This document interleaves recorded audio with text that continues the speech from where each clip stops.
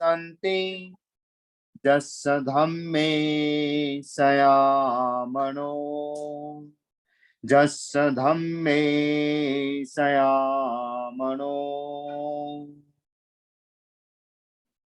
परम आराध्य देव के श्री चरणों वंदन, सदगुरु के पावन चरणों वंदन, अध्यात्म प्रेम भाइयों बहनों माता।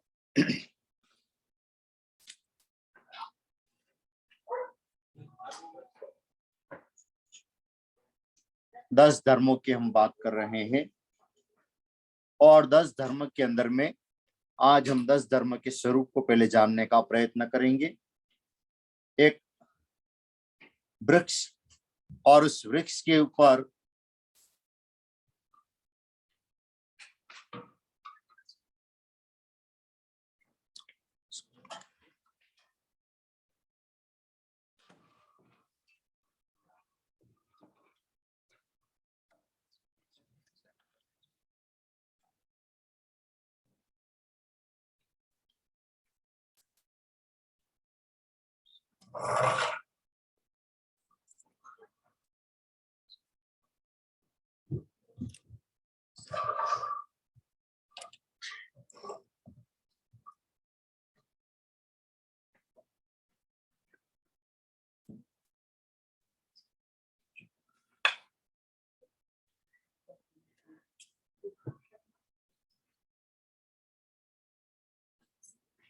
हमने एक बीज को जमीन दोष किया और उस बीज को जमीन दोष करने के बाद उस बीज के अंदर में नमी आई और नमी आने के बाद उस बीज में से अंकुर फूट के बाहर आया। अब वो जब अंकुर फूट के बाहर आता है और ऊपर की तरफ बढ़ता है तो आपको पता होगा उसके साथ में मिट्टी लगी होती है। साथ में क्या चिपका रहता है? मिट्टी।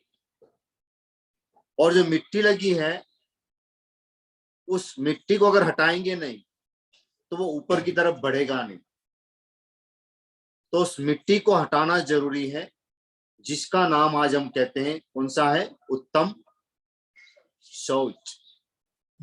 शौच का एक मतलब होता है शुद्धि, पवित्रता। बिना पवित्रता के, बिना शुद्धि के हम आगे बढ़ नहीं सकते हैं। बच्चा भी जब माँ की नाभि से जुड़ा रहता है और उसको भी संसार में आना है, संसार के अंदर जीना है, तो उसको उसका कनेक्शन अलग करना पड़ता है और उसको साथ में शुद्धि की तरफ भी ले जाना पड़ता है। जिस झिल्ली के साथ जुड़ा होता है उस झिल्ली को भी हटाना पड़ता है, तब जाके संसार का वो आनंद ले पाता है। उसी रूप में एक बीज भी है, जब ऊपर की तरफ बढ़ना चाहता है तो उसके साथ मिट्टी लगी होती है, तो उस मिट्टी को साफ करना पड़ता है। मिट्टी को साफ नहीं करेंगे तो वो पेड़ वही नीचे दबा रह जाएगा। तो इसलिए शुद्धि का नाम ही है सोच, और सोच का हम 2 अर्थ निकालते हैं। हमारे यहाँ पर देखो कितना पवित्र शब्द जो यूज किया गया है, जिसको हम कहते हैं शौचालय, है ना? इसको क्या बोलते हैं? शौचालय। इसका मतलब क्या हुआ? शुद्धि करने की जगह। क्या करने की जगह? शुद्धि। यानी कि अपने आप को शुद्ध करने की एक जगह का नाम भी जो है हमारे कितना बढ़िया ढंग से लिया जाता है। तो यानी कि जब तक आपको शरीर की शुद्धि भी नहीं करते हो तब तक आपको चैन मिलती। जिन लोगों को अगर एक दिन भी अगर बाथरूम अगर नहीं लगता है तो उनको पूछना कि क्या हालत होती है। हाँ, यहाँ के लोगों को नहीं, ध्यान रखना, खास करके हमारे जो इंडियन परंपरा से जुड़े उन लोगों को पूछना। यहाँ तो डॉक्टर कॉमन कहता है 5 दिन तक नहीं आए तो चिंता मत करो बोलेंगे। हाँ, नहीं, जाके पूछ लो डॉक्टर को, विद 5 days कॉमन। हाँ, 5 दिन अगर बाथरूम नहीं जा रहा कॉमन है बोलेगी। हाँ, यही मानते हैं। तो यहाँ पर फिर हमारा ट्रेडिशन ये है कि प्रतिदिन क्या होना चाहिए? सफाई होनी चाहिए। कम से कम दिन में 1 बार तो होनी ही चाहिए। 2 बार हो तो और भी अच्छा है, और 3 से 4 बार हो तो अच्छा नहीं माना है, ध्यान रखना है वो भी। हाँ ज्यादा भी सुखी हो जाए वो अच्छा नहीं है, ढीले पड़ जाओगे फिर। एनर्जी नहीं रहेगी आपके अंदर में, आप एनर्जी लॉस फील करोगे, अपने आप को बिल्कुल वीक फील करोगे, यार कुछ बॉडी से कुछ कमी हो रही है। तो एक बार सबसे श्रेष्ठ मानते हैं, 2 बार हो तो और भी अच्छा है, लेकिन 3-4 बार का जो है क्रम वो अच्छा मानते नहीं। तो आज जिस पर हम बात कर रहे हैं, जिस शुद्धि की बात कर रहे हैं, सोच की बात कर रहे हैं, लेकिन उसका प्रतिपक्ष भी जानना जरूरी है। तो प्रतिपक्ष क्या है? प्रतिपक्ष लोभ। क्या है? लोभ। और लोभ से मुक्त होना है कहते हैं निर्लोभ।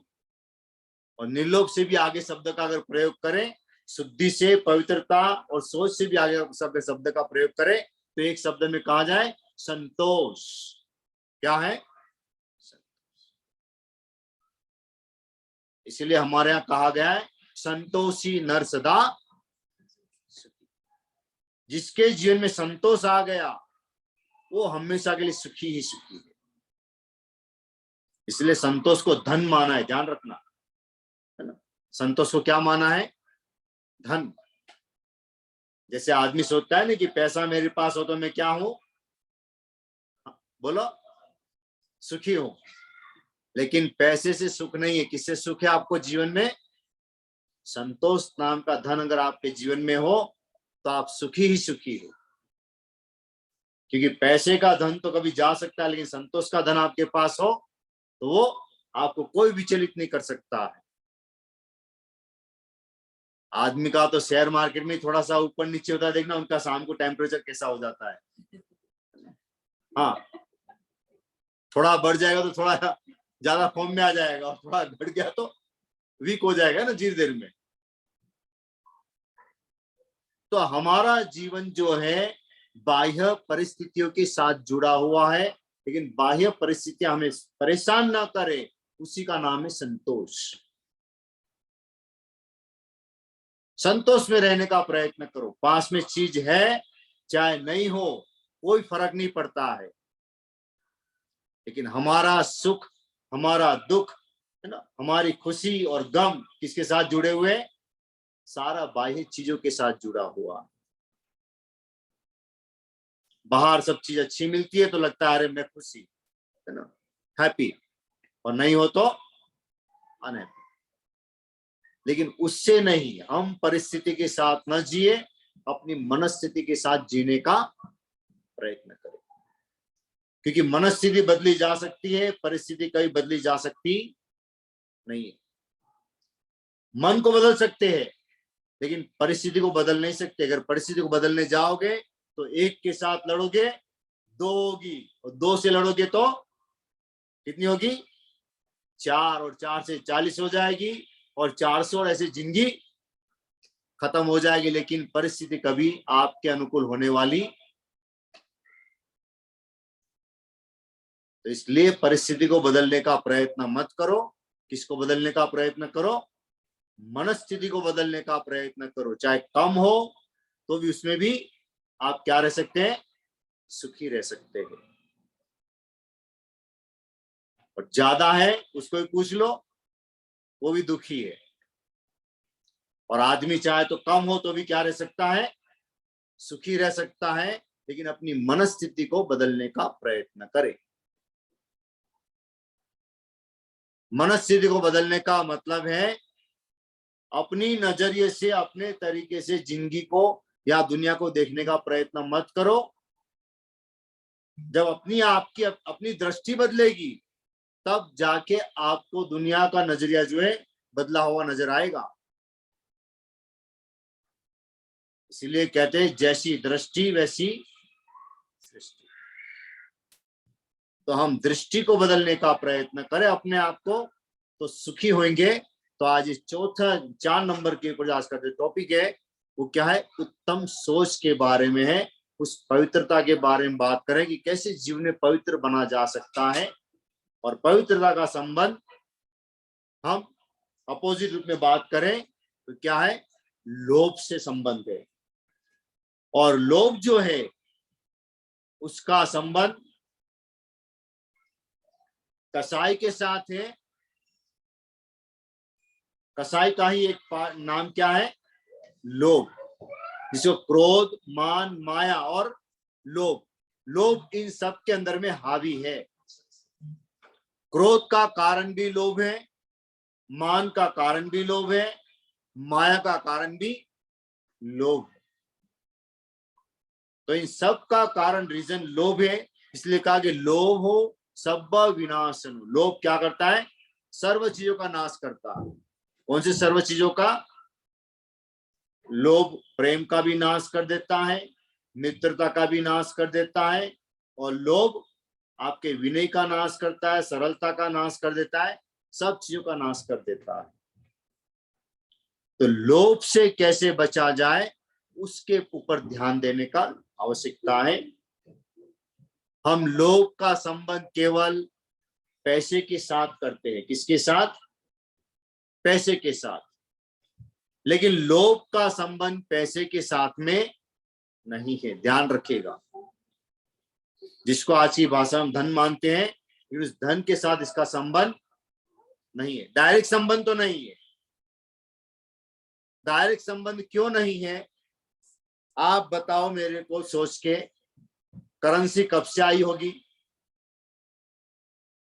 इस संसार के अंदर में? इस धरती के ऊपर अस्तित्व में करेंसी कब से आई? धन कब से आया?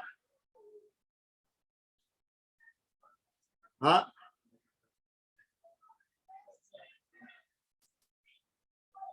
धन जब नहीं था उससे पहले हम क्या करते थे? जीवन को चलाने के लिए क्या करते थे? आदान प्रदान कर, विनिमय करते थे, चीजों का आदान प्रदान करते थे। भाई मेरे पास ये चीज है, आपके पास में चीज, तो ऐसा करो मेरी चीज आप ले लो और आपकी चीज मुझे दे। तो उसके पहले तो ये पैसा था ही नहीं। और हम पैसे को क्या मानते हैं? वो तो क्या मानते हैं? हाँ, क्या मानते हैं? लक्ष्मी मानते हैं ना। तो इसका मतलब जब से ये लक्ष्मी आई, ये मतलब पैसा है, तब से लक्ष्मी का जन्म हुआ। उसके पहले लक्ष्मी थी नहीं। तो इसके पहले लक्ष्मी थी नहीं है ना, तो इसका मतलब क्या हो गया? नहीं, ये सब चीज पहले भी थी, लेकिन लक्ष्मी का कोई एक ही स्वरूप नहीं था। लक्ष्मी के स्वरूप भी अलग अलग स्वरूप माने गए हैं, जिसको हम अष्ट लक्ष्मी कहते हैं। कितनी? 8 प्रकार की लक्ष्मी है। तो थोड़ी सी 8 प्रकार की लक्ष्मी पहले बता दूं कि क्या है, ताकि आपके भी ध्यान में रहे कि हम जिसको धन मान रहे हैं, क्या वो है भी कि नहीं है। पुराने समय में धन जो है, इन पैसों को नहीं माना गया है। पुराने समय में धन किसको माना गया है? पास में गाय का होना, खेत का होना, उसको क्या माना गया है? धन माना गया है। कई लोगों के पास में बहुत सारी गाय होती थी, तो बोले कि इसके पास में बहुत, ये बड़ा शेठ आदमी है, धनी आदमी है, यूं माना जाता था। तो इसलिए ये पैसे को हम जो अगर धन के रूप में मानते हो, लक्ष्मी के रूप में मानते हो, तो ये बात भूल जाना, ये नहीं है। ये समय के साथ परिवर्तनशील है सब चीजें। तो यहाँ पर अष्ट लक्ष्मी की बात की गई है। वो सबसे पहली कौन सी है? धन लक्ष्मी। दूसरे पे है गृह लक्ष्मी। इसको लक्ष्मी माना है, ध्यान रखना। घर में लड़की का होना भी क्या है? उसको गृह लक्ष्मी मानते हैं।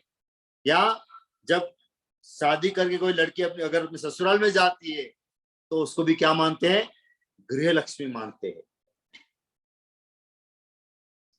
तो ये गृह लक्ष्मी। नंबर 3 के ऊपर आरोग्य लक्ष्मी। क्या प्राप्ति हो जीवन में? आरोग्य की प्राप्ति हो। तो आरोग्य लक्ष्मी भी है। यश लक्ष्मी आपको क्या करती है? जीवन के अंदर में यश दिलाती है, वो यश लक्ष्मी कहलाती है। फिर संस्कार लक्ष्मी।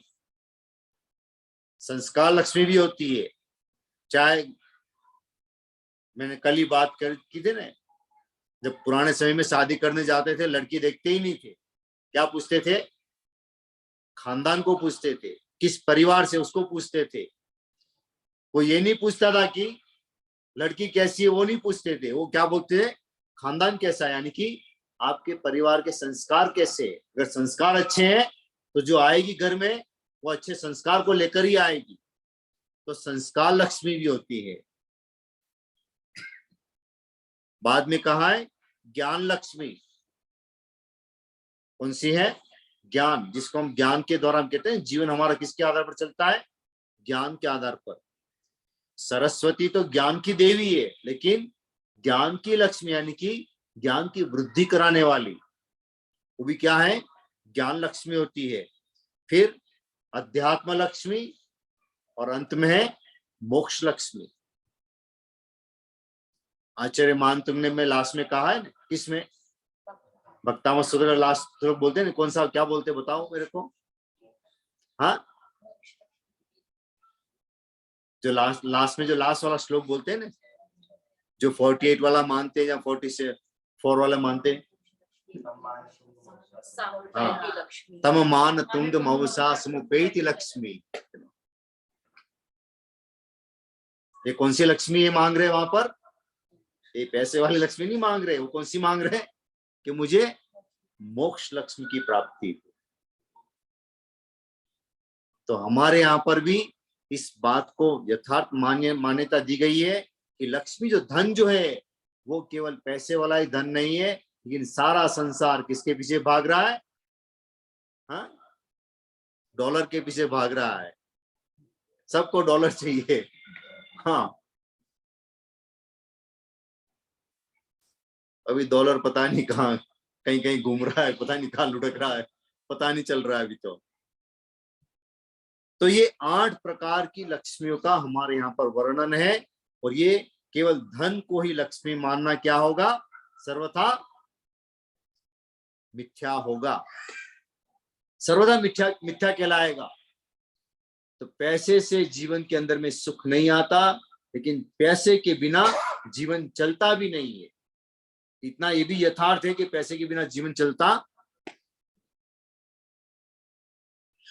पैसा कमाना चाहिए जरूरत के हिसाब से, इसके हिसाब से, जरूरत के हिसाब से। लेकिन आज क्या हो गया है? बस पैसा कमाना ही जरूरत बन गया। पहले पैसे कमाया जाता था जरूरत के हिसाब से, और अब आज क्या हो गया? पैसा कमाना ही केवल जरूरत हो गई। बस केवल एक ही धुन है, बस पैसा पैसा पैसा पैसा, कैसे भी पैसा है। तो ये क्या है? ये नुकसान करेगा, ना व्यक्तिगत जीवन में भी नुकसान करेगा और समाज के अंदर भी नुकसान करेगा। आज जितना इन्फ्लुएंस बढ़ रहा है, जितना मार्केट में आप देख रहे हैं महंगाई बढ़ रही है, इसका कारण भी क्या है? इसका कारण भी यही है, पैसा पैसा पैसा, बस और कुछ नहीं। लोग मरते हो तो मरने दो, मेरी इकोनॉमी को आंच आनी नहीं चाहिए। क्या नहीं आना चाहिए? हाँ, लोग मरते हो तो मरने दो, लेकिन हमारी इकोनॉमी को आंच नहीं आना चाहिए। बताओ, कोविड में लॉकडाउन हुआ यहाँ पर? किया?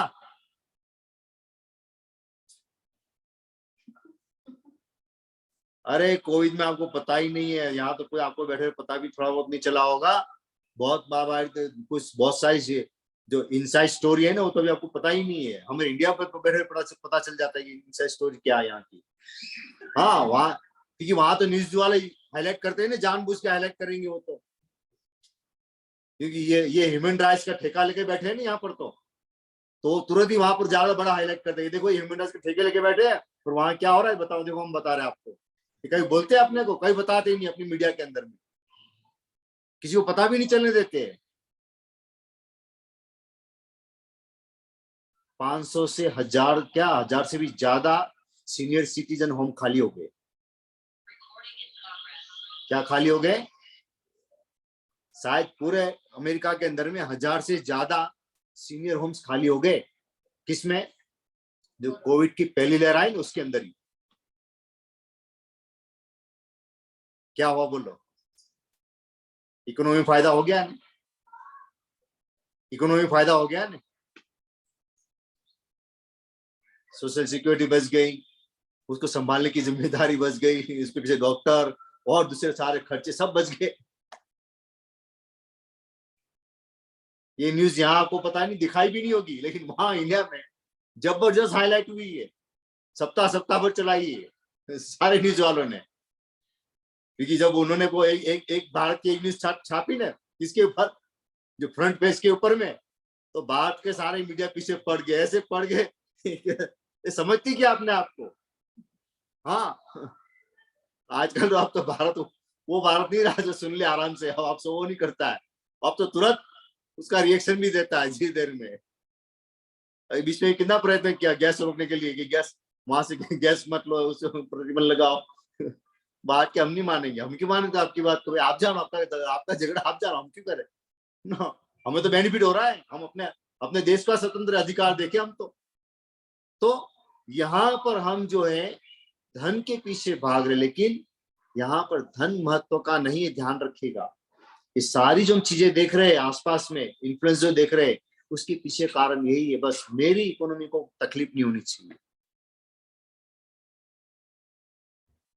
जैसे लोग धन के लिए क्या करते हैं, भाई भाई से झगड़ा कर लेते, पिता पुत्र से झगड़ा कर लेते, पैसे को खाते, मकान के लिए, जायदाद के लिए, तो क्या फर्क पड़ा, एक देश भी ऐसा करता है तो फर्क क्या पड़ा बताओ, दोनों इक्वली हो गया हो तो वो दोनों इक्वल रूप में ही है, कोई फर्क नहीं इसके अंदर में। होना ये चाहिए कि मानवता हमारे अंदर में जीवित रहनी चाहिए, इन परिस्थितियों के अंदर भी हमारे अंदर मानवता जिंदी है तो हम धर्म का कुछ बात समझ भी पाएंगे और आगे भी बढ़ पाएंगे। तो लोभ के बारे में हम जब बात कर रहे हैं तो ये सारी 8 अष्टलक्ष्मी के बारे में बात किया। अब सोच को थोड़ा सा समझने का प्रयत्न की शुद्धि क्यों जरूरी है, शुद्धि जीवन के अंदर में क्यों जरूरी है। शुद्धि जरूरी होने का सबसे पहला कारण यह है कि संसार के अंदर में कोई भी चीज स्थायी नहीं है, सारा क्या है, परिवर्तनशील है, सब बदलता रहता है, सारा बदल रहा है, भ्रमण हो रहा है, सब कुछ भ्रमण घूम रहा है, कोई चीज स्थिर रहती नहीं है। हमें लगता है स्थिर है, लेकिन स्थिर कुछ भी नहीं है। ना आपकी कोई इकोनॉमी स्थिर रहती है, ना आपका जीवन स्थिर रहता है, ना ऐसा नहीं कि दिन का दिन निकला तो दिन स्थिर रहता है, नहीं, दिन भी किसमें कन्वर्ट हो जाता है, रात में कन्वर्ट होता है, रात वापस दिन में। सारी चीज भ्रमण कर रही है संसार के अंदर में, और जो भ्रमण करता है तभी सारा संसार चल रहा है। अगर जरा सा भी रुक गया तो सब खत्म। तो क्षण मात्र भी कुछ रुक नहीं सकता है, और रोकने का प्रयत्न करना भी नहीं चाहिए। लेकिन हमारी आदत है, हम क्या चाहते हैं, हम चाहते हैं मेरे पास रुक जाए, हम क्या चाहते हैं कि मेरे पास कुछ चीजें रुक जाए, लेकिन रुकेगी तो नुकसान होगा, आपको भी नुकसान होगा, आपके आसपास वाले को भी नुकसान होगा, समाज में भी नुकसान होगा, और राष्ट्र को भी नुकसान होगा, और सब जगह पे नुकसान होगा। तो किसी भी चीज को रोकने का प्रयास मत करो, जो चल रहा है, घूम रहा है, उसको घूमने दो।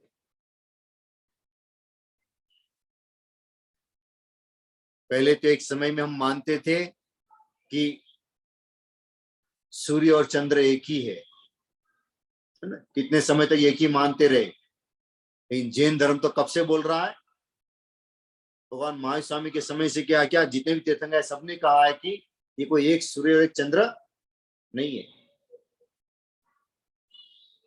ये एक ही नहीं है, इस संसार के अंदर में इसके जैसे कितने हैं, हजारों और लाखों की संख्या में ऐसे सूर्य और चंद्र पड़े हुए हैं, ये तो कुछ भी नहीं है। तब तो विज्ञान भी इस बात को मानने के लिए तैयार नहीं था, मानने के लिए तैयार नहीं था। लेकिन जब जब जैसे विज्ञान ने अपना डेवलपमेंट किया, तब पता चला कि भाई ये तो बहुत सारे हैं, धीरे धीरे नजर आने लगे। 2-4 को देखा, फिर 8, 10, 25 बोले, फिर तो देखते इतना गए कि कहा कह रहे हो इतना बड़ा है तो जिसका कोई पार ही नहीं है। और हमारी पृथ्वी जो है वो तो एक छोटे सा सौर मंडल का एक बहुत छोटा सा पार्ट है। ऐसी इतनी सारी अंदर में गैलेक्सियां इतनी घूम रही है, इसका कोई पार नहीं, इतना सारा सब घूम रहा है। तो सारी चीजें भ्रमण कर रही है, अपने आप में घूम रही है। तो हम सोचते हैं कि हम अब चीजों को रोक लें, लेकिन रोकना बहुत बड़ा नुकसानकारी होगा। जितना घूमेगा उतना ही उसके अंदर में परिवर्तन आएगा, और परिवर्तन से चीज बदलती रहेगी, रिफॉर्मेशन होती रहेगी, और उसमें शुद्धि भी होती रहेगी। आप देखो, जिस पानी को हम आज पीते हैं, जिस पानी को आज आपने पिया, क्या वो पानी आपने पहली बार पिया है? उस पानी को आपने पहली बार ही पिया क्या? हम कहते हैं एकदम प्योर पानी है, शुद्ध पानी है, पी लेते हैं। हमने पहली बार पिया क्या इसको? सारी चीज रिसाइकल हो रही है, सब रिसाइकल हो रहा है, सारा घूम रहा है, वही फिर घूम फिर कर वापस आता है, वापस घूम फिर कर आता है, प्रोसीजर होकर आता है ना, सारी शुद्धि होकर वापस शुद्ध होकर आता है। तो इस संसार का नियम है कि सारा भ्रमण है, परिवर्तनशील है। हम लोगों को कहते हैं रोज भाई एक्सरसाइज करो, थोड़ा घुमा करो, लेकिन आदमी घूमने का नाम लेता नहीं है। फिर थोड़े दिनों के बाद में वही आदमी आता है, महाराज कमर में दर्द हो रहा है, महाराज घुटने में दर्द हो रहा है, कोई इलाज बताओ। अब जय पहले बोल रहे थे बार बार, तब तो सुन नहीं रहे थे, आप कह रहे कि इलाज बताओ। अब मैं क्या बताऊं, बताओ मेरे को। अब बिगड़ जाने के बाद में मेरे पास आते हो तो मैं क्या कर सकता हूं? पहले से ही कह रहे घूमते रहो, घूमते रहो, जितना घूमते रहोगे उतना आपका स्वास्थ्य अच्छा रहेगा। लेकिन हम कौन से समय तक बैठे रहते हैं? बहुत लास्ट तक बैठे रहते हैं। फिर बाद में जब लगता है कि अरे अब तो अति हो गई, फिर शुरुआत करते हैं, फिर हम खोजने निकलते हैं कि चलो कोई इलाज खोजते हैं। तो ये संसार का नियम है। रोजाना प्रतिदिन आपको अपने शरीर के लिए जो टाइम देना है वो देना ही है। कुछ भी कर लो, आपको कि मेरे को काम बहुत है, बहुत काम है, बहुत प्रेशर है काम का, अरे कुछ भी हो, लेकिन आप उसमें से भी टाइम निकाल के स्वास्थ्य के ऊपर ध्यान पहले दो। आरोग्य लक्ष्मी की जैसे बात की मैंने, पहले अपने आरोग्य पे ध्यान दो, क्योंकि ये भी आपके जीवन का धन है। ये आरोग्य, स्वास्थ्य प्राप्त करना है, आपके जीवन का धन है ये।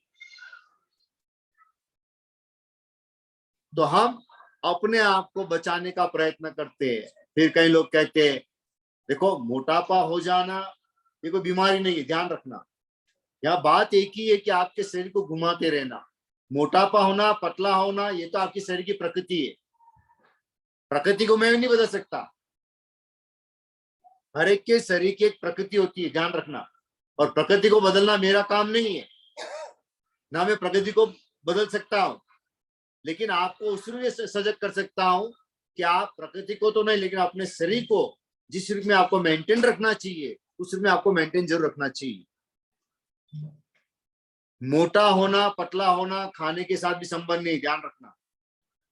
उसका संबंध खाने के साथ भी नहीं है। कई लोग थोड़ा भी खाते हैं लेकिन फिर भी क्या होता है, शरीर उनका बढ़ता है। और कई लोग 15-15, 20-20 रोटियां भी खा जाते हैं। इसको कुछ एकदम सिंगल बॉडी होती है, एकदम सिंगल बॉडी दिखती है, इसकी नजर आती है। तो ऐसा क्यों है, क्या कारण है? कारण एक ही है, शरीर की प्रकृति, आपकी शरीर का आपका नेचर। आपके शरीर का नेचर अगर मानो कि जिस प्रकार का होगा वैसे ही आपका शरीर जो है बनेगा। मैं आपको सिंपल सा समझाने का प्रयत्न करूं मैं कि कौन सा शरीर मोटा होता है, कौन सा शरीर पतला होता है। आप दूर से पहचान जाओगे उसको, केवल चेहरा देखकर ही बता सकते हो इसका शरीर मोटा होगा, इसका शरीर पतला होगा। चेहरे से आप बता सकते हो। एक मैच्योर एज हो जाती है 20-25 साल की, उसके बाद में आपका चेहरे का एक शेप बन जाता है ना। फिर इसमें ज्यादा कोई बदलाव आता नहीं। एक बचपन में होता है वो तो बदलता रहता है, क्यों, वो जो ग्रोथ करता है तो बदलता है। फिर एक मैच्योर एज में आ जाने के बाद में आपका चेहरे का एक शेप बन जाता है, उसमें से फिर थोड़ा बहुत डिफरेंस आएगा समय के हिसाब से, लेकिन ज्यादा नहीं आएगा। अब जिसका चेहरा का आकार लंबा होगा, लंबा चेहरा होगा, वो जिंगी और पतला होगा, सिंगल बॉडी का आदमी होगा, वो मोटा कभी नहीं हो सकता है। वो जिसका राउंड शेप होगा वो मोटा जरूर होगा, जिसका स्क्वायर होगा, कहीं का स्क्वायर टाइप का भी होता है ना, वो थोड़ा हल्का सा मोटा, ज्यादा मोटा नहीं लेकिन हल्का सा। ट्रायंगल शेप भी होता है, ध्यान रखना, किसी का ऊपर से थोड़ा चपटा होता है, इधर भी खुला होता है, फिर नीचे से ऐसे दबा होता है ना। हाँ, तो उनका ये भाग ज्यादा होगा, बाहर ऊपर से पतला होगा और नीचे से पतला होगा, लेकिन बीच का पोर्शन जो है ज्यादा खुला होगा उसका। ये आप चेहरे के शेप से बता सकते हो कि इस आदमी के जीवन का अंदर उसका शरीर कैसा होगा। तो आपके जीवन में मोटा होना पतला होना खाने से संबंधित नहीं है, ध्यान रखना। कई लोग खाना मुझे बॉडी को मेंटेन करना है तो खाना छोड़ देते, डाइट कंट्रोल करने, डाइटिंग करने लग जाते हैं, लेकिन ऐसा नहीं होता है। जो आपको प्रकृतिगत नेचर मिला है बॉडी के, जो आपकी ये मिली है, वैसी आपकी बॉडी की रचना होगी।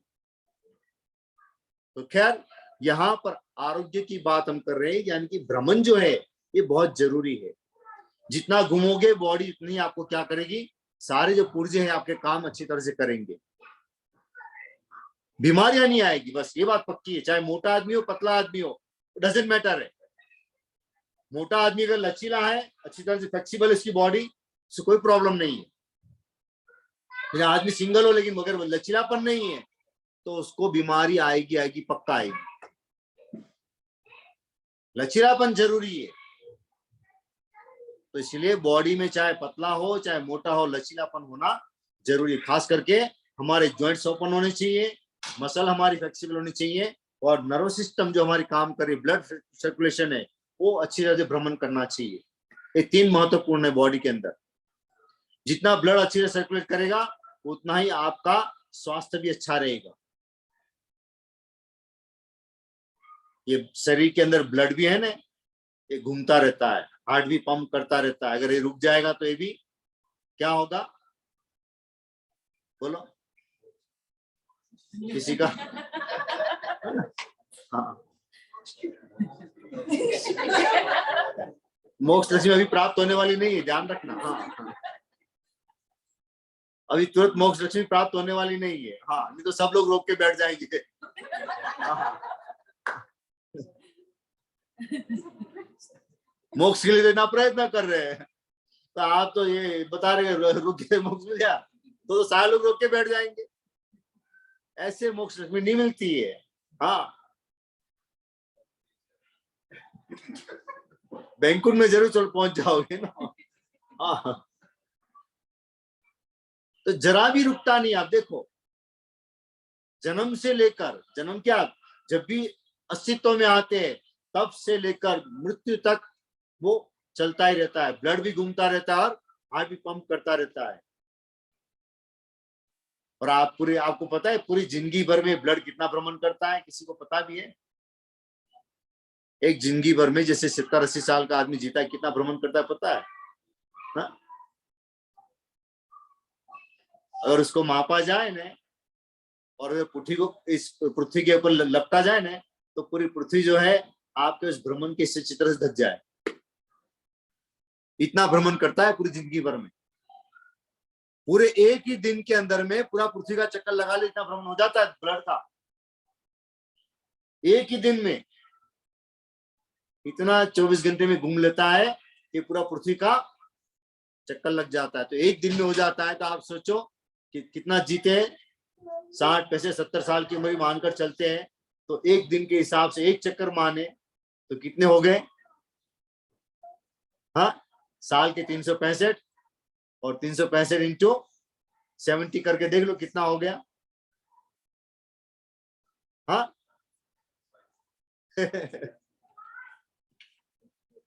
इतने चक्करों का जाला बन जाएगा पूरी पृथ्वी की चारों ओर। इतना ब्लड आपका जिंदगी भर घूमता रहता है, जितना आपने कभी भ्रमण नहीं किया होगा उतना घूमता है ब्लड। इसलिए बार बार कहते हैं घूमते रहो, क्योंकि घूमेंगे तभी आप स्वस्थ रहेंगे। और ये नियम है संसार का, सब कुछ भ्रमण का, जितना भ्रमण करेगा उतना ही घूमता है। इकोनॉमी का भी सिद्धांत जानते हैं ना सब लोग, मनी रोटेशन, जितना रोटेशन करेगी उतना इकोनॉमी क्या आ जाएगी, हाई पड़ जाएगी। सप्लाई एंड डिमांड है ना। हाँ, डिमांड ज्यादा होगी तो सप्लाई भी बढ़ाई जाएगी, लेकिन अगर डिमांड नहीं होगी तो सप्लाई अपने आप कम हो जाएगी। और कई चीज तो मार्केट से आउट ऑफ डेट हो जाती है, क्यों, डिमांड नहीं है तो आउट ऑफ डेट हो जाती है, इसको निकाल देते, भाई इसको निकालो, डिमांड नहीं इसकी, कुछ नई चीज ले आओ। तो हमारे जीवन के अंदर में हम जिस उत्तम सोच की बात कर रहे हैं, पवित्रता की बात कर रहे हैं, उसके लिए यही सिद्धांत काम करता है कि जितना भ्रमण करेंगे उतना ही आपकी शुद्धि बढ़ती जाएगी, उतना आपके शरीर के अंदर भी निखार आएगा, जीवन के अंदर भी निखार आएगा। तो हम जिस धन की बात कर रहे हैं वो धन भी आपके पास आता है, तो उसको क्या करो, बोलो क्या करो, उसको रोटेट करो उसको। हाँ, तो रोटेट करने में आप कहाँ रोटेट करते हो वो मायना फिर रखता है कि आप अच्छे में रोटेट करते हो या गलत में रोटेट करते हो। ऐसी जगह पे लगाओ और रोटेट करो जहां पर डाला हुआ पैसा कहीं ना कहीं वापस उपज कर आता है।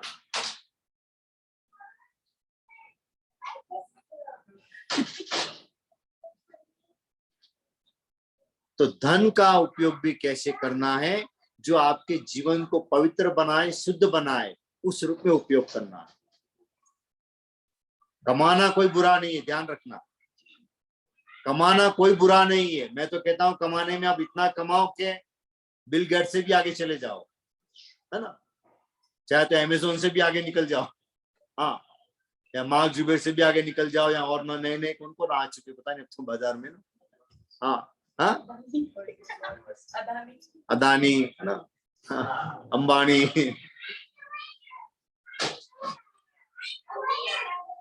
किसी भी आगे बढ़ो, लेकिन कमाने की कोई कमी नहीं है। लेकिन बात है कमाने की मना नहीं है, लेकिन अपने पास आने वाले इस धन का उपयोग जो है आप किसी अच्छे कार्य में करो, उससे आपकी शुद्धि है।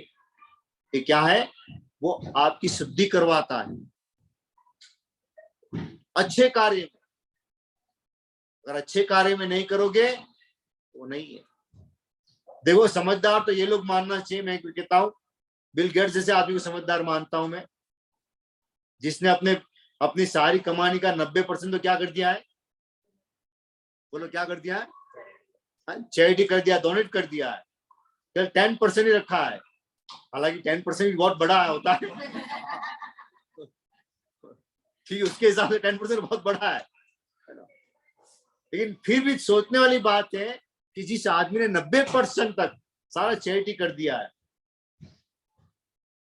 और चाहता तो उस 90% में पैसे जो है उससे तो पता नहीं भारत जैसे कितने देश खरीद लेता हो, चाहता तो इतने पैसे ये पूरे देश को खरीद सकता है। लेकिन उसने अच्छे कार्य में सोच को लगाई कि आखिर में जो मेरे को मिला है वो क्या है, लोगों का ही है। ये उसकी समझ है कि लोगों का है तो मुझे किसको देना चाहिए, लोगों को ही देना चाहिए, और भी अच्छे कार्य में, गलत में नहीं, अच्छे कार्य में।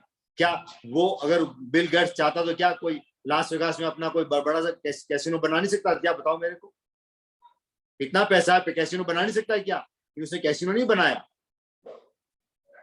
वहां उसने पैसा इन्वेस्ट नहीं किया है। जितने बड़े लोग हैं आप देखो, किसी ने पैसा वहां इन्वेस्ट नहीं किया है। क्यों नहीं करते वहां पर इन्वेस्ट, क्योंकि वहां पर जो पैसे है ना वो लोगों की हाई से प्राप्त होते हैं। इससे प्राप्त होते हैं, लोगों की हाई मिलती है।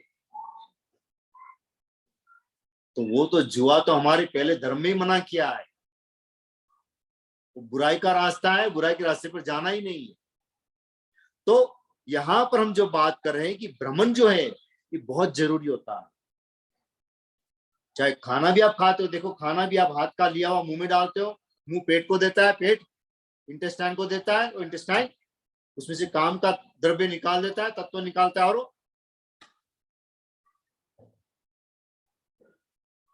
आप इतनी बार डोनेशन करके आगे कभी सोचा आपने? आप इतनी बार डोनेशन करके आओगे जिंदगी भर में, कभी सोचा है क्या? कितनी बार फ्लश करके आए होंगे बताओ मेरे को? कभी सोचा है मैंने इतना दान करके आया हूं वहां पर? हाँ, वो भी रोटेट हो रहा है, देखो रिसाइकल हो रहा है सारा। हम जिस भोजन के रूप में काम में लेते हैं, जो खाना खाते हैं, तो वो भी हमारा सब रोटेशन हो रहा है। तो ये संसार का नियम है। कहीं कोई चीज को रोकने का प्रयत्न करोगे वहां अशुद्धि होगी। इसलिए हमारे कहते हैं कि साधु को भी की उपमा दी है कि साधु बहता भला। साधु कैसा भला?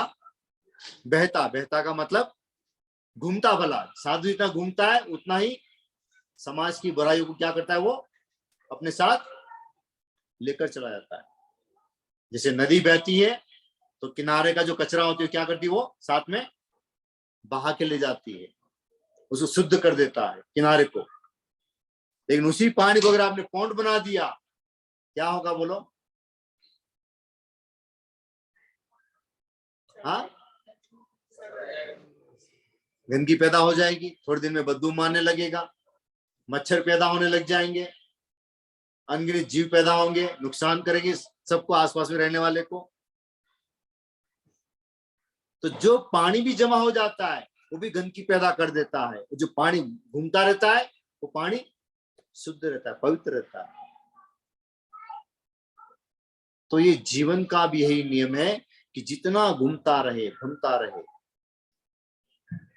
साधु को पंखे की उपमा भी दी है। पंखा स्वयं घूमता है, कभी हवा उसको आती है? हवा किसको देता है?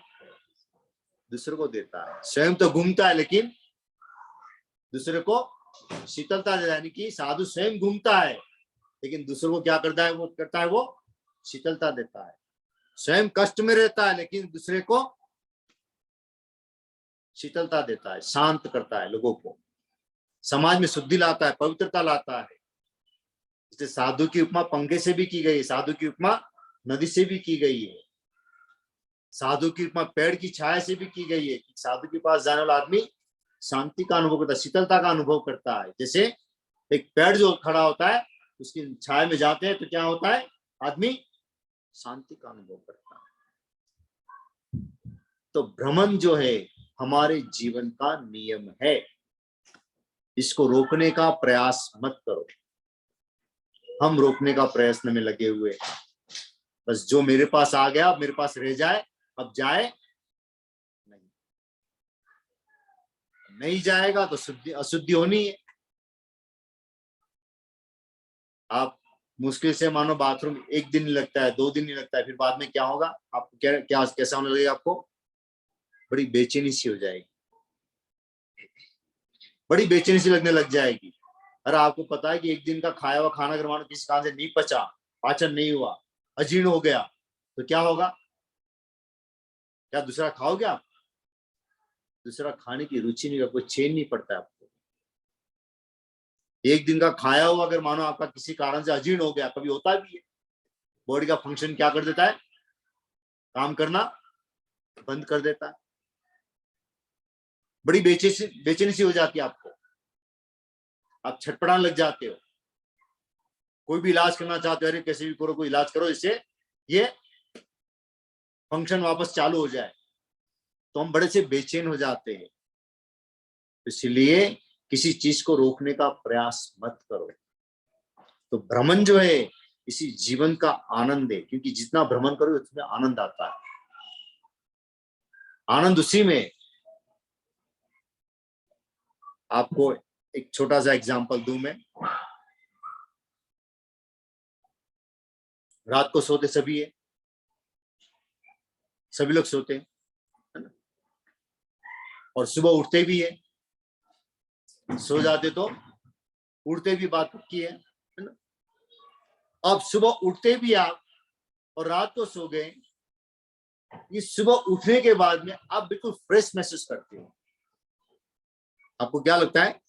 ताजगी लगती है। तो ऐसा तो आपको रात को सोए तो क्या मिला जब आप सुबह ताजगी का महसूस करते हो कि ताजगी है ना? ऐसा क्या दिया आपको किसी ने? कोई दिया कुछ आपने आपको किसी ने रात को नींद में? तो ऐसी क्या चीज है जो आपको आनंदित करती है? और एक दिन रात को नींद नहीं आती तो कैसे हो जाते हैं? बड़े बेचैन से हो जाते हैं, दूसरे काम में मन लगता नहीं है, भारी भारी सा लगता है, कुछ काम करने की इच्छा नहीं होती आपकी। तो ऐसा आपको रात को क्या मिला जो आपको सुबह उठते आप फ्रेश नजर आते? आप ऐसा क्या है? बोलो।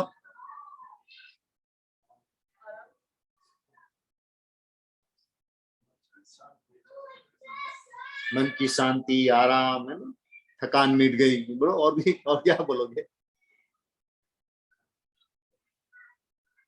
रात को आपको सोने में ऐसा क्या मिला? मैं कहता हूं रात को सोने में आपको कुछ भी नहीं मिला। क्या? कुछ भी नहीं मिला। जब कुछ भी नहीं मिला तभी आपके पास आनंद है सुबह में उठने के बाद।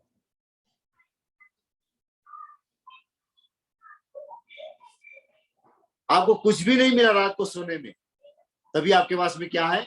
सुबह उठने के साथ आनंद है, स्फूर्ति है, ताजगी है। और रात को अगर आपको कुछ मिला हो तो आपको नींद आने वाली।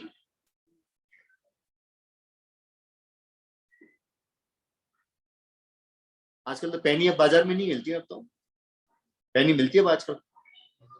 हाँ, अभी प्रचलन है क्या? अच्छा, मैं से पेनी बंद हो गया तो हाँ, लेता तो नहीं है। वो तो गवर्नमेंट ने पेनी का प्रचलन चालू रखना चाहा, इसलिए हर चीज में देखो 99 है ना प्राइस रखते हैं, जानबूझ के 99, ताकि वो पेनी जो है बाजार में चलती रहे। और कई लोग लेते भी है, जानबूझ के लेते हैं, भाई दो भाई मेरा पेनी तो मेरे को ना, और लाके घर पे कलेक्ट करते हैं, बड़ा बड़ा जार भर के रखते हैं ना। हाँ, एक काम करो, आज रात को है ना, सबके घर में पेनी तो होगी सबके घर में, आज रात को हाथ में ले लो, ऐसे पकड़ लो, और कल सुबह हम मिलने वाले ही है पूजा में। हाँ, आज रात को ऐसे पकड़ के सो के मुझे आज कल सुबह आके मेरे को दिखाना, देखो महाराज मैं ऐसे पकड़ के सोया था रात को, पूरी रात को नींद लेकर आया हूं मैं एक पेनी को। हाँ, बोलो, होगा?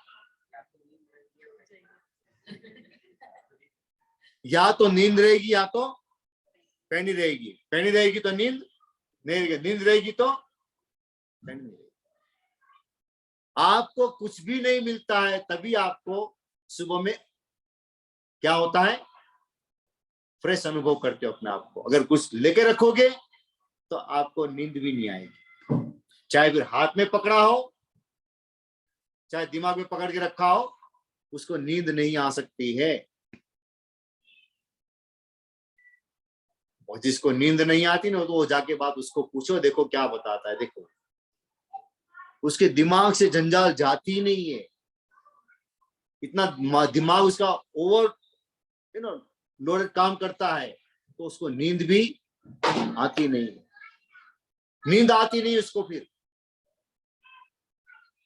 गोली का प्रयोग करते हैं, लेकिन गोली को कुछ समय तक तो असर करेगी, बाद में वो गोली का असर करना कम कर देगी, 2 खाना शुरू करेगा, 3 करेगा, 4 करेगा।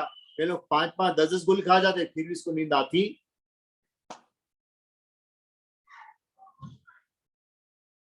कारण क्या है? कारण केवल इतना ही है, किसी चीज को पकड़ के रखना, चाहे मन से पकड़ के रखो, चाहे वाणी से पकड़ के रखो, या चाहे फिर अपने हाथ से पकड़ के रखो। जब तक पकड़ के रखो किसी चीज को, तब तक आपको दूसरी चीज का आनंद आएगा। नींद का आनंद लेना है तो आपको इन सारी चीजों को क्या करना पड़ेगा?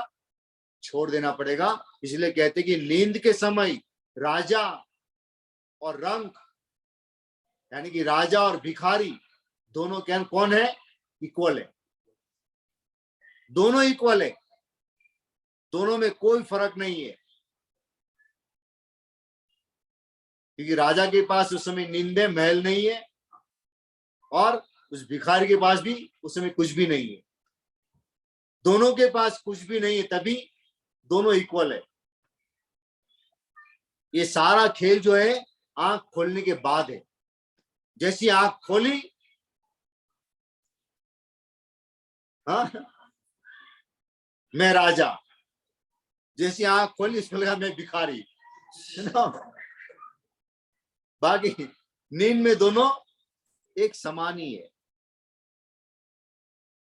तो इसलिए ये सारा खेल जो है आंखों के सामने घूम रहा है, इसलिए हम कहते हैं ये सारा आंखों से जितना भी जो दिख रहा है ना, ये सारा क्या है? ये सारी माया है, ये सारा पदार्थ का जगत है, जिसको हम मान रहे कि ये नया है, ये पुराना है, ये सब। लेकिन कुछ नया पुराना नहीं, ये सारा क्या होता है? बदलता रहता है, सब कुछ बदलता रहता है। अगर ये समझ में आने लग जाएगा तो आपको जीवन में ये दुख जो हम महसूस करते हैं वो दुख महसूस नहीं होगा। फिर जीवन में आनंद ही आनंद होगा, संतोष ही संतोष होगा। है तो ठीक है, नहीं है तो भी कोई फर्क नहीं पड़ता। शरीर को ढकने के लिए कपड़ा चाहिए, बजाय फिर कपड़ा कैसा भी हो चल जाएगा, कोई दिक्कत नहीं है, बस केवल शरीर को ढकने लायक होना चाहिए। नहीं तो हमारे तो कितने नखरे होते हैं, बोलो कितने होते हैं? सारा मैचिंग चाहिए, ऊपर नीचे अंदर बाहर, सिर से लेकर पैर तक सारा मैचिंग चाहिए। कितने नखरे! ये किसके लिए नखरे पता है ना? ये जब आवश्यकता से ज्यादा आता है ना, जब हमारे पास आवश्यकता से ज्यादा आता है तभी सारे नखरे बढ़ जाते हैं। जब आवश्यकता से थोड़ा कम होगा ना, तो आदमी जैसा भी हो वैसा क्या करता है, इसको एडजस्ट करता है, उसमें चलाता है, और उसके कहता है भाई ठीक है, मेरे पास जैसा है वैसे हम इसमें खुश है, हमारे पास जैसा है उसमें हम क्या है, खुश है। लेकिन बाद में इतना सब कुछ होने के बाद भी खुश नहीं है। किसी को भी पूछ लो, रोज प्रश्न यही रहता है, आज कौन सा ड्रेस पहने? मेरे पास ड्रेस ही नहीं है मेरे पास पहनने को। इतने पढ़े होंगे फिर भी कहेंगे मेरे पास पहनने के लिए ड्रेस ही नहीं है।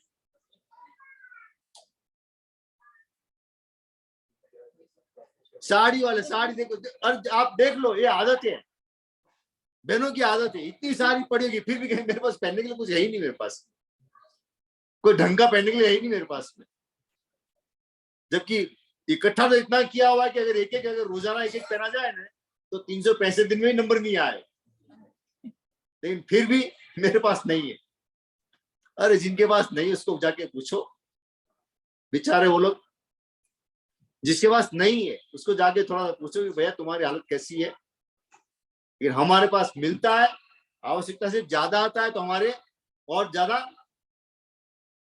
बढ़ जाते हैं। इसलिए सूत्र में कहा है कि जहां लाहो तहां लो हो, जहां लाहो तहां लो हो। जहां लाभ मिलता है वहां लोभ बढ़ता है, लोभ बढ़ता है, लाभ से लोभ बढ़ता है। जो आपको अच्छा लाभ मिलता है, आपके पुण्य से आपको मिलता है, तो त्यों त्यों आपका लोभ भी क्या है, बढ़ता जाता है। कितनी मस्त है इसमें घटना बताई, पता है ना? हमारे यहाँ पर एक घटना कही गई है।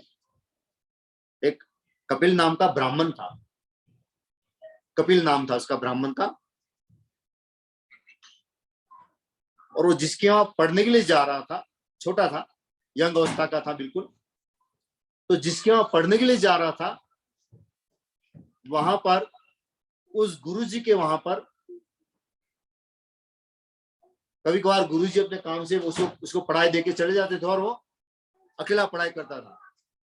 और गुरुजी ने उसके वहां पर एक दासी थी, दास कन्या थी, तो दास कन्या उसको ध्यान रखती थी, खाने का पीने का उसका सारा ध्यान रखती थी। तो गुरुजी का आश्रम था, तो वो दास इसको रोजाना खाना देना या पानी देना, जो भी कुछ इनकी आवश्यकता थी।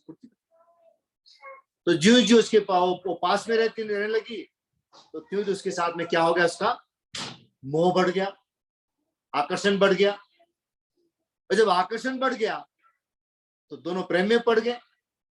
और प्रेम में पड़े तो आप जानते हैं कि समय समय पर जब प्रेम के समय में होते हैं तो क्या करता है, डिमांड होती है, और डिमांड को पूरी करना क्या बनता है,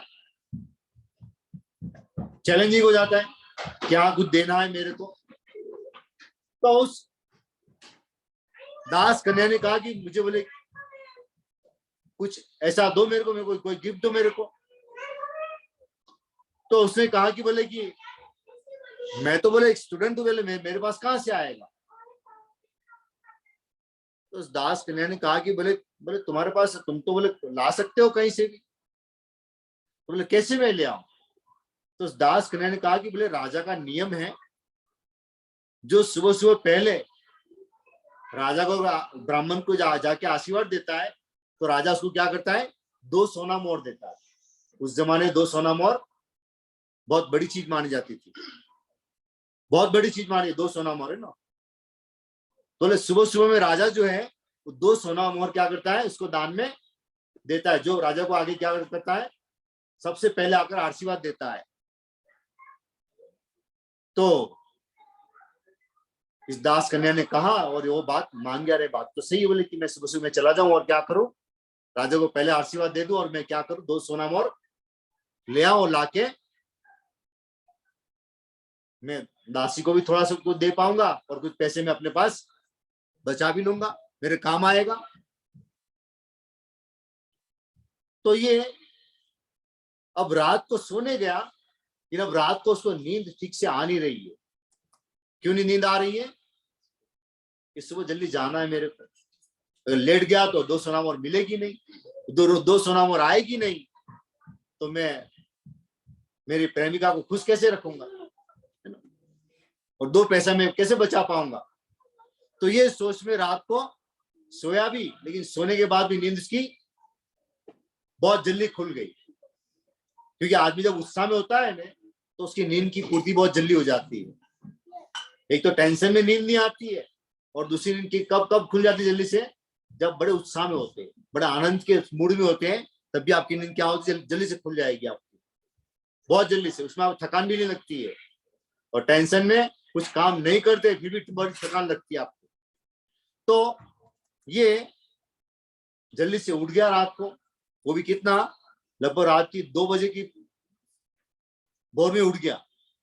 अब उसने सोचा कि मैं टाइम क्यों बिगाड़ू, यहाँ पर बैठे बैठे मैं अभी चला जाता हूँ, राजा के दरवाजे के पास जाके खड़ा रह जाऊंगा, सबसे पहले आशीर्वाद देकर 2 सोना मोहर ले लूंगा। तो निकला अपने घर से, बड़ा तेजी से जा रहा रात के अंधकार में। वो तो सोच रहा है कि मैं जितना जल्दी बहुत उतना जल्दी पहुंच जाऊं, कोई मेरी जगह पहले नहीं पहुंच जाए ना। तो उस फिराक में वो जल्दी भाग कर पहुंचा। जो भागने गया तो रात को जो सिपाही थे, चौकीदार पहरेदार, उसने उनको देखा ये कौन है भाग रहा रात को, चोर तो नहीं है। तो उसको क्या किया, पकड़ लिया इसको।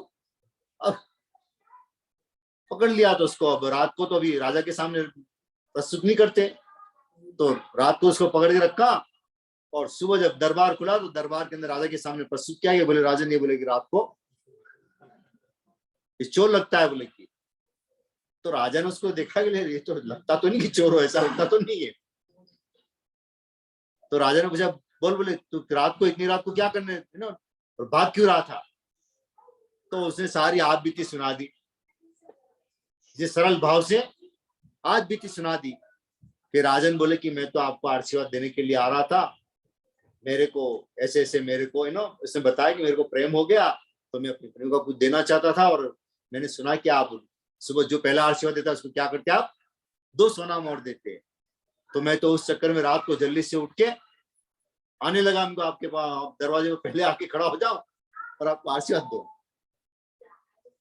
तो राजा ने उसकी बात में सच्चाई लगी। तो राजा ने कहा कि चलो कोई बात नहीं, बोले कि अब तुम आ ही गए हो तो ठीक है, 2 सोना मोहर नहीं, बोले तो जो चे मांग ले। राजा ने क्या कहा, तुझे जो चाहिए वो मांग ले।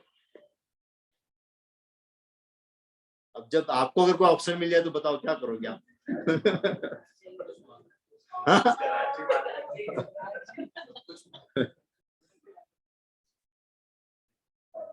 जो लेने आया था 2 सोना मोहर, अब उसको राजा क्या कह रहा है कि जो चाहिए वो मांग ले। बोले कि, तो उसने कहा कि रुको रुको रुको रुको, बोले कि मुझे थोड़ा सोचने दो मेरे को। तो राजा ने कहा ठीक है, बोले बाहर चला जा, बाहर गार्डन है, गार्डन में अच्छे विचार कर ले आराम से। हाँ, जब सोचना होता है ना अच्छा, तो कि गार्डन में जाके बैठ जाना चाहिए, अच्छी सोच आती है ना। हाँ, विचार अच्छे आते, भाव अच्छे आते, क्योंकि आसपास में हरियाली होती है, मन को प्रफुल्लित करती है, आनंदित करती है, तो विचार आपके शुद्ध बनते हैं उसमें। तो वो बाहर गया, 10 मिनट, आधा घंटा, घंटा, 2 घंटा बीत गया, 3 घंटा बीत गया, वो आए नहीं। तो राजा ने पूछा भाई क्या हुआ, यहाँ तो सभा पूरी होने का टाइम हो जाएगा अभी, तो ये गया कहाँ पर?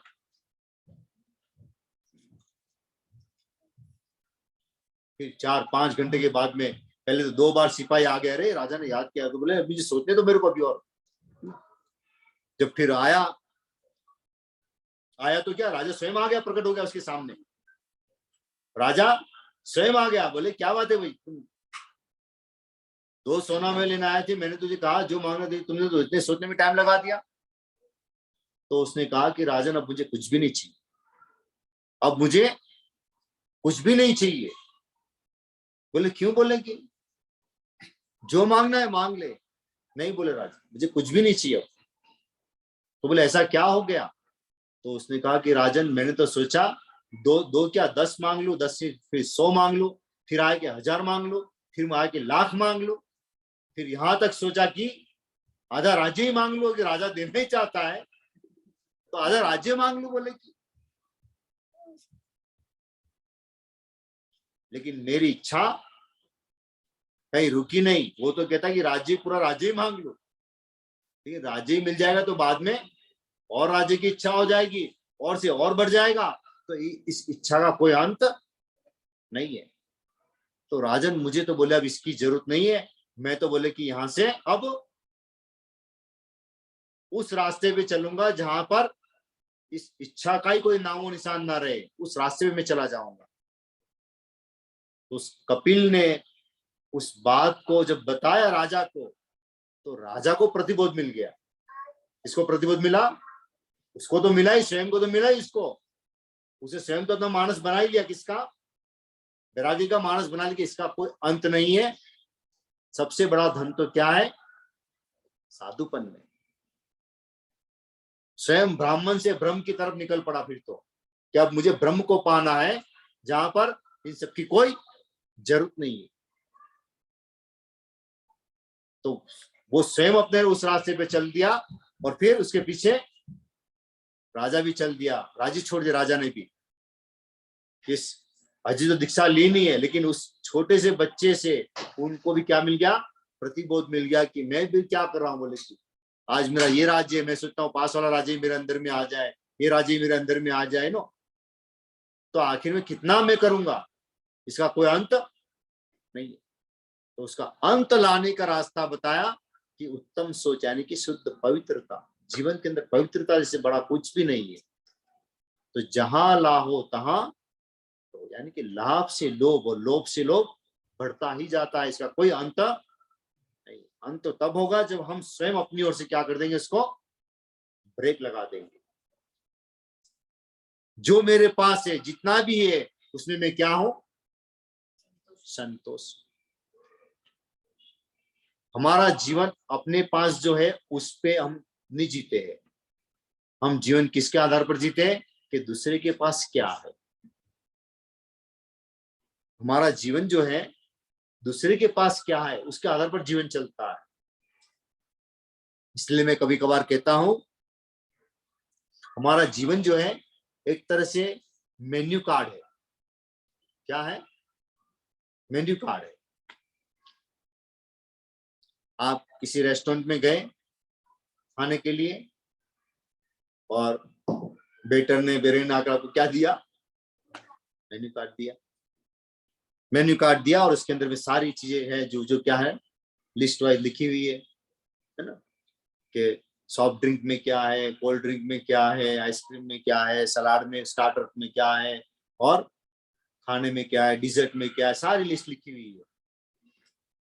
और उसमें से आपने क्या किया, जो जो चीज खानी होती है आपने क्या किया, उसको अपना सिलेक्ट किया, टिक मार्क किया, और वेटर को कहा भाई इसका ऑर्डर दिया, आपने मंगाया उसको।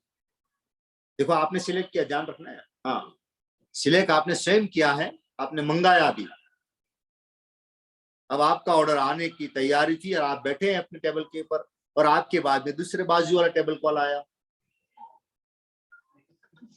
उसने भी अपना मेन्यू देखा और उसने भी अपना सिलेक्ट किया और उसने मंगाया। अब आपका ऑर्डर आ गया, क्योंकि आपका पहला ऑर्डर था, उसका बाद में था, तो आपका ऑर्डर आ गया, आप उसको खाने लगे हैं, और आपका जो थोड़ा खाने लगे इतनी देर में पास वाले का ऑर्डर भी आ गया।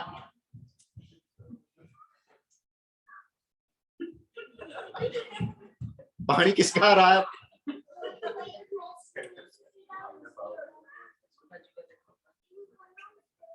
खाना अपने पास में है, पसंद का खाना भी मंगाया, लेकिन अब सोच रहा है कि वो ऑर्डर करता तो अच्छा रहता, वो ऑर्डर करता तो अच्छा रहता। पास में खाना है, पसंद भी किया है, लेकिन फिर भी अब उसका आनंद आपको, इसका आनंद आप लेना चाहते हो आप, इसको बोलते हैं असंतोष। इसको क्या बोलते हैं? असंतोष। इतनी सिंपल सी घटना भी जो है जीवन के अंदर बहुत बड़ी प्रेरणा देती है कि असंतोष किसको कहते हैं। पास में खाना खा भी रहे, उसका बिल भी चुकता करोगे, लेकिन फिर भी असंतोष क्या है कि वो नहीं खाया।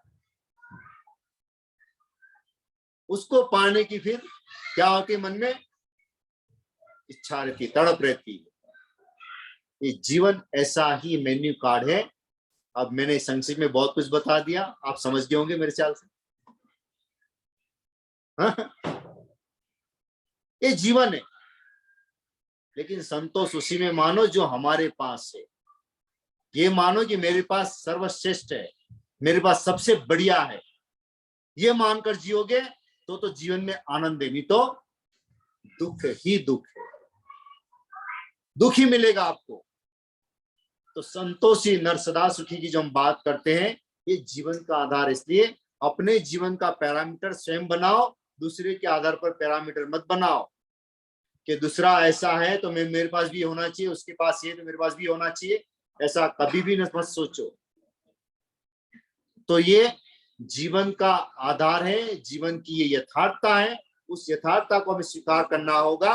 मैं बात का आज विषय तो मैं पूर्ण संपूर्ण नहीं कर पाऊंगा, क्योंकि विषय जो है कई कई विषय इतने गहरे हो जाते हैं कि जिसका अंत करना बड़ा मुश्किल होता है। लेकिन रियल जो मैसेज जो हमारे को मिलना चाहिए, वो मैसेज इतना ही है कि जीवन में शुद्धि चाहते हो, पवित्रता चाहते हो, तो घूमना बहुत जरूरी है हर चीज के लिए।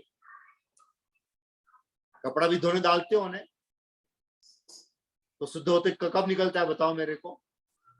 हाँ, अंदर बार बार क्या करता है, वो घूमता है। हाँ, नहीं घूमेगा तो चाहे साबुन भी डाल दो, पानी भी डाल दो, अगर घूमेगा नहीं तो कपड़े धुलेंगे क्या? नहीं धुलेगा। वो घूमता है तो उसमें शुद्धि होती है, पवित्रता आती है इसमें, फिर उस कपड़े को पहनने लायक लगते हैं। हाँ भाई कपड़ा धुल गया, पहनने लायक लगता है, नहीं तो पहनने लायक लगता नहीं। छोटी छोटी बातें जीवन के आसपास के अंदर में बहुत सारी धर्मों की बातें छिपी हुई है। अगर आदमी लेना चाहे, दृष्टि बनाए, इसी को मैं सम्यक दृष्टि भी कहता हूं मैं। जो आदमी अगर लेने की दृष्टि हो तो चाहे किसी भी चीज पढ़ी हो उसमें से वो अपने ज्ञान को प्राप्त कर लेता है। पास में कोई भी चीज हो उसमें से ज्ञान मिल सकता है आपको।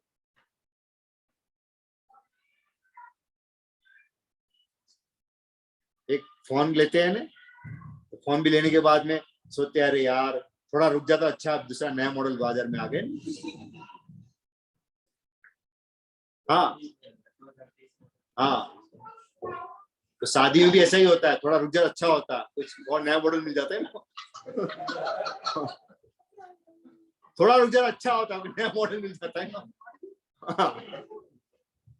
बढ़िया मॉडल मिल जाता है ना। ये जीवन का यही है, दस्तूर है, लेकिन हमें इसको बदलने का प्रयत्न करना है। क्यों? क्योंकि ये शाश्वत सत्य नहीं है। शाश्वत सत्य क्या है?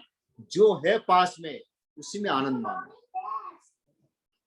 देखो दांत सारे होते हैं, कभी जीभ घुमाते हो? बताओ मेरे को, रैली घुमाते होंगे, लेकिन अगर एक दांत गिर गया तो जीभ कहाँ जाती है?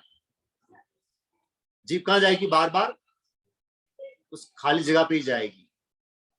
तो ये हमारा स्वभाव है, हम अभाव को देखते हैं, जो है उसको कभी देखते नहीं। अभाव माने कि जो नहीं है उसको हम पहले देखते हैं, लेकिन जो पास में मिला है, जो है मेरे पास में है, जिसका मैं आनंद ले सकता हूं, लेकिन उसको हम देखते नहीं है। जो नहीं है उसके लिए हम क्या है? दुखी होते हैं। तो ये शुद्धि जो है उसी हिसाब से प्राप्त होती है कि हम शुद्धि को कैसे प्राप्त करें। तो शुद्धि के लिए कहीं और जाने की जरूरत नहीं है, हमारे आसपास के में से हम बहुत सारी चीजें प्राप्त कर सकते हैं। तो आज मैंने बात की, बाकी तो और भी है। जो हमारे जीवन के अंदर लोभ जो है, जिजीविषय का लोभ होता है, आरोग्य लोभ होता है, उपभोग का लोभ है, इंद्रियों का लोभ है। 4 लोभ बताए गए। आचार्य अलकनंद ने जो कहा है उसके बारे में विस्तार से बात तो बहुत लंबी है, लेकिन उसको नहीं करना चाहूंगा मैं अभी। नहीं तो उसको अगर करेंगे तो फिर ये सारा खेल ही बिगड़ जाएगा। अभी आपकी भक्ति का भी टाइम है, तो भक्ति भी करेंगे हम। तो अभी की बात को समझने का, संक्षिप्त में इतना ही समझने का प्रयत्न करें कि शौच का मतलब है पवित्रता का, शुद्धि। और शुद्धि को हम कैसे प्राप्त कर सकते हैं? ये लोभ जो है इसके अंदर बाधक है। क्या है? लोभ जो है इसके अंदर बाधक है, क्योंकि हमारा लोभ जो है आत्मा को उस पवित्रता की और शुद्धि की तरफ ले जाने में बड़ा रुकावट पैदा करता है। इसलिए इसको घाती कर्म कहा है। जो घाती कर्म है, मोहनी कर्म, जो मोहनी कर्म का ही एक नाम जो आसक्ति है, और आसक्ति का नाम भी क्या है? लोभ। तो लोभ जो है इस सारे घटनाक्रम के अंदर में प्रमुख स्थान धराता है। तो अब वो लोभ की मिट्टी, एक पेड़ का पौधा भी जो है लोभ की मिट्टी को जब झड़ देता है तो अब धीरे धीरे ऊपर की तरफ आगे बढ़ेगा। तो अब कल विषय कौन सा आएगा हमारा? हाँ, सत्य। सत्य। तब खुले आकाश का सत्य जो है तभी इसको प्राप्त होगा। वो जब मिट्टी को झड़ देगा और फिर वो खुले आकाश का सत्य जो है प्राप्त करेगा। तो सत्य के ऊपर हम कल बात करेंगे। अभी के विषय को हम यहीं पर विराम देते हैं। आगे भक्ति का कार्यक्रम भी है, तो भक्ति का कार्यक्रम और कल का हमारा जो सेशन चलेगा, तो कल सुबह जल्दी भी है, तो आपको जितने चलाना हो चला सकते हैं, हमें तो आपत्ति नहीं है।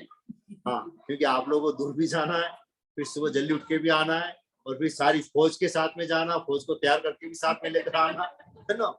तो इसलिए थोड़ा सा अपने हिसाब से भक्ति चलाइए, जैसे भी चलाना हो, हमें तो ये नहीं है। तो चलिए अब भक्ति का खूब आनंद लेंगे हम। तो अभी हम विषय को यहीं पर समाप्त करते हैं, फिर मंगलिक क्लास में करेंगे। तो अभी मैं प्रोग्राम को विराम दे देता हूँ यहाँ पर, ठीक है।